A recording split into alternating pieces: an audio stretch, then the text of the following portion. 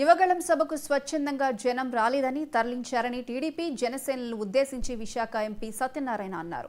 తమ పార్టీలో ఎమ్మెల్యేల పట్ల ప్రజల అసంతృప్తి వాస్తవమని తెలిపారు. రానున్న ఎన్నికల్లో గెలుపు కోసం సీఎం మార్పులు చేర్పులు చేస్తారని స్పష్టం చేశారు. గడప గడపకు కార్యక్రమంలో భాగంగా విశాఖ పరిధిలోని తూర్పు నియోజకవర్గంలో పర్యటిస్తున్న సత్యనారాయణతో మా ప్రతినిధి Kiran face to face. YSR party MP MEV Satyanarayana గడప గడప ప్రోగ్రాంలో భాగంగా విశాఖలో విస్తృత పర్యటన చేస్తున్నారు. ప్రజల ఆదరాభిమానాలు చురుకుంటూ రాబోయే 2024 ఎన్నికల్లో ఖచ్చితంగా వైఎస్ఆర్ సిపి మరోసారి అధికారంలోకి వచ్చే ఛాన్సెస్ అయితే స్పష్టంగా కనిపిస్తున్నాయని చెప్పి ఉన్నటువంటి ప్రజలందరూ కూడాను ఆయనకు పడుతున్నటువంటి బ్రహ్మణ నేపథ్యంలో ఈరోజు ఎంపీ గారు మనతో ఉన్నారు. ఆయన అడిగి తెలుసుకుందాం. సార్, ఎలా ఉంది మీ ప్రోగ్రాము, ఎలా ఉంది ప్రజల ఆదరణ? నన్ను చూస్తే అర్థమవుతుంది. నా నెత్తి మీద బంతిపూలు కానీ, నా నుదుట కుంకుమ కానీ, హారతులు కానీ చూస్తే అర్థమవుద్ది. బ్రహ్మరథం పడతా ఉన్నారు వైఎస్ఆర్సీపీ కార్యకర్తలందరికీ, నాయకులందరికీ కూడా ప్రజలు బ్రహ్మరథం పడుతున్నారు. ప్రతి ఇంటి వద్ద కూడా హారతులు ఇచ్చి పూలు జల్లి మమ్మల్ని స్వాగతం పలికి, మళ్ళీ మేము జగన్మోహన్ రెడ్డి గారు ముఖ్యమంత్రిగా మాకు కావాలి, మేమందరూ చాలా సంతోషంగా ఉన్నాం, మా పిల్లలందరూ చదువుకుంటున్నారు, అమ్మఒడి వస్తుంది, పెన్షన్లు వస్తున్నాయి, అందరూ అన్ని వేళ చాలా సంతోషంగా ఉన్నాం అని చెప్పేసి చెప్తూ మళ్ళీ మాకు జగన్మోహన్ రెడ్డి గారు ముఖ్యమంత్రిగా కావాలని చెప్తా ఉన్నారు. ఎట్టి పరిస్థితుల్లో కూడా జగన్మోహన్ రెడ్డి గారు అత్యధిక స్థానాలు ఈసారి ఎలక్షన్లో గెలుచుకోపోతా ఉన్నారు. ఎవరిని చెప్పినా సరే, ఎవరు ఎన్ని రకాలు మాట్లాడినా ప్రజలు మాత్రం ఆయనతో ఉన్నారనేది మేము తిరుగుతుంటే మాకు అర్థమవుతూ ఉంది. మేము ప్రజల్లో తిరుగుతున్నాం కూడా మాకు తెలుసు. బయట ఎవరైనా మాట్లాడినా సరే ప్రజలందరూ కూడా జగన్మోహన్ రెడ్డి గారికి పూజలు చేస్తూ ఉన్నారు ఆయన ముఖ్యమంత్రి కావాలని.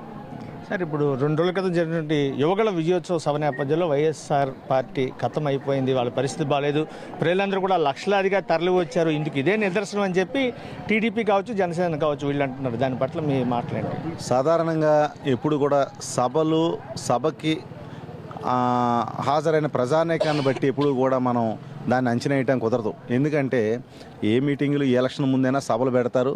సభలకి దానికి సంబంధించిన క్యాడరు నాయకులందరూ కూడా ఇవాళ తరలిస్తారు. వాళ్ళకి బస్సులు పెడతారు, ఆటోలు పెడతారు, భోజనాలు పెడతారు, డబ్బులు ఇస్తారు, వాళ్ళని తీసుకెళ్ళి అక్కడ కూర్చోబెడతారు. ఆ జనాలను బట్టి వాళ్ళు ఏమీ కూడా మనం ఎప్పుడు కూడా గెలిపోవటం అంచనా వేయటానికి లేదు.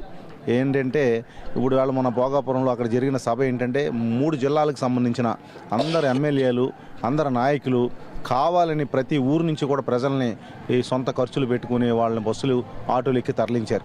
అయినా సరే ఆ నైట్ టైం లైట్లలో జనం ఉన్నట్టు అంతా చెప్తున్నారు, కానీ అనుకున్నంత జనం అయితే రాలేదనేది అక్కడ రిపోర్ట్లు అంతా కూడా వాస్తవం జరుగుతున్నది. ఏదేమైనప్పటికీ కూడా ఇప్పుడు సభకి తరలి వచ్చిన జనాలు ఎవరికాళ్ళు వాలంటరీగా వస్తే వారిని జనం వాలంటరీగా వచ్చి సభకు వస్తే అనుకోవచ్చు. ఎవరు కూడా వాలంటరీగా ఒక్కళ్ళు కూడా వచ్చిన పాపన పోలేదు, నాయకులు వాళ్ళ కార్యకర్తలు తప్ప. అందరూ కూడా ప్రజలందరూ కూడా తరలించారు.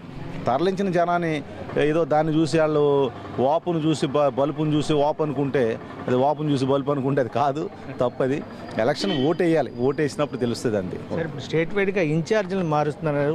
కేవలం ఒక భయంతోనే, జగన్మోహన్ రెడ్డి భయంతోనే ఈ పరిస్థితి ఉందని చెప్పి సిట్టింగులకు మళ్ళీ రాబోయే రోజుల్లో ఛాన్స్ ఉండదనే ఒక ఉద్దేశంతోనే వాళ్ళని వేరే చోటకి మార్చడం, అక్కడ మారిస్తే మాత్రం గెలిచే ఛాన్సెస్ ఉన్నాయని చెప్పి ప్రతిపక్షాలు ఆరోపిస్తుంది. దాని పట్ల మీ అభిప్రాయం? అంటే ఒకటండి, ఇప్పుడు జగన్మోహన్ రెడ్డి గారు గత 4 సంవత్సరాలు 8 నెలల కాలంలో అద్భుత పరిపాలన చేశారు.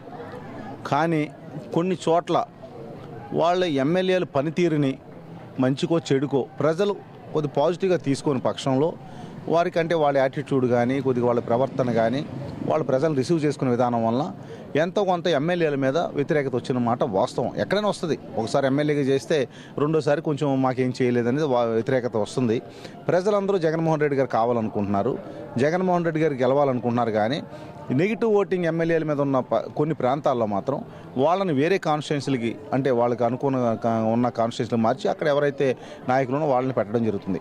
ఇప్పుడు భయం లేకపోవడం కాదు. ఏ పార్టీ రాజకీయ పక్షం అయినా సరే గెలుపు ముందు వాళ్ళు సర్వేలు చేసుకుని వాళ్ళకి కావాల్సింది చేస్తారు. ఇప్పుడు తెలంగాణలో మొన్న ఏమైంది, తెలంగాణలో టీఆర్ఎస్ ఓడిపోవడానికి ముఖ్య కారణం వాళ్ళ ఎమ్మెల్యేలకి మళ్ళీ టికెట్లు ఇవ్వటం అని చెప్పేసి ఒక రిపోర్టు. ఎందుకు అక్కడ ఆయన పనితీరు అందరూ బాగుందంటున్నారు, కానీ లోకల్ ఎమ్మెల్యేలు కొంచెం పనితీరు బాగోలేక వాళ్ళు సరిగ్గా రెస్పాండ్ అవ్వకపోవటం వల్ల అక్కడ ఓటమి పాలవటం జరిగింది. అటువంటి పరిస్థితి ఇటు ముందే ఆలోచన చేసి అటువంటి ఏమన్నా జాగ్రత్తలు తీసుకునే ఈ క్రమంలో కానీ అంతకంటే ఇంకేం కాదని కూడా తెలియజేస్తా ఉన్నాను. Thank you sir. ఇది ప్రస్తుతం మనం చూసుకున్నట్టయితే ఏదైతే ఇటీవల జరిగినటువంటి యువగళం బహిరంగ సభ నేపథ్యంలో జనాల తరలింపు అనేది సర్వసాధారణంగా ఎటువంటి మీటింగ్లు పెట్టినా సరే జనం రావడం అనేది సర్వసాధారణం అని చెప్పి మరోవైపు ఏదైతే వైఎస్ఆర్సీపీలో ఉన్నటువంటి ఎమ్మెల్యేలు సిట్టింగ్ ఎమ్మెల్యేలకు కావచ్చు, మరోవైపు అక్కడ ఉన్నటువంటి స్థానిక నియోజకవర్గ ఇన్ఛార్జీల మార్పు కావచ్చు, ఇదంతా కూడాను గెలుపు కోసం అని చెప్పి స్థానికంగా ఉన్నటువంటి కొంతమంది ఎమ్మెల్యేల మీద అసంతృప్తి అనేది 4.5 సంవత్సరాల తర్వాత ఖచ్చితంగా ఉంటుందని చెప్పి ఈ నేపథ్యంలోనే గెలుపు కోసం జగన్మోహన్ రెడ్డి ఖచ్చితంగా ఆ ఎమ్మెల్యేలను పక్కన పెట్టే అవకాశాలు అయితే కనిపిస్తున్నాయని చెప్పి ఎంపీ ఎంవీవీఎస్ సత్యనారాయణ చెప్పడం జరుగుతుంది. కెమెరామెన్ రాజుతో కిరణ్ కుమార్.